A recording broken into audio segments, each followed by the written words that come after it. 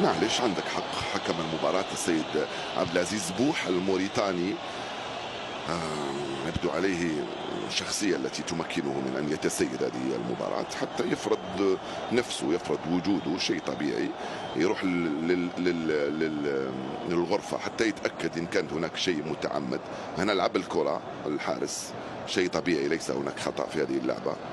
ويشوف إذا كان فيه بطاقة حمراء.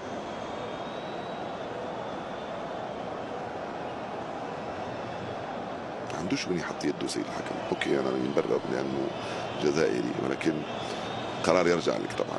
اذا فيه بطاقه حمراء في تقدير الحكم راح يكون الامر يعني صعب على المنتخب الجزائري. بطاقه حمراء بعد اقل من 20 دقيقه لعب. هذه بعض الجزئيات في لعبه كره القدم التي اوكي لا ناخذها في الاعتبار، ولكن ممكن تصنع فارق في المباراه وتشكل نقطه تحول في مباراه كره، سواء كانت عاديه او غير عاديه، في دور تمهيدي، في مباراه نهائيه، في مباراه خروج مغلوب، او في اي مباراه كانت. ولكن طول سيد الحكم. انا شفنا اللقطه، انا اعتقد بانه البطاقه الصفراء تكفي الحارس، لانه لعب الكره برجله. ما دام انه لعب الكره برجله واللاعب الليفواري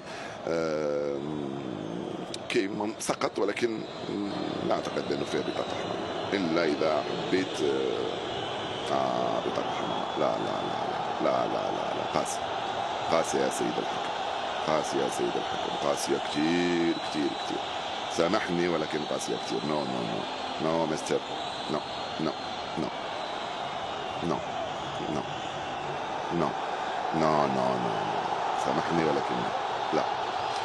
حارس مرمى خارج بيديه، ضرب الكرة برجله، ضرب الكرة برجله، مش عارف وين يحط يديه الحارس بهكذا شكل. معلش معلش معلش معلش معلش.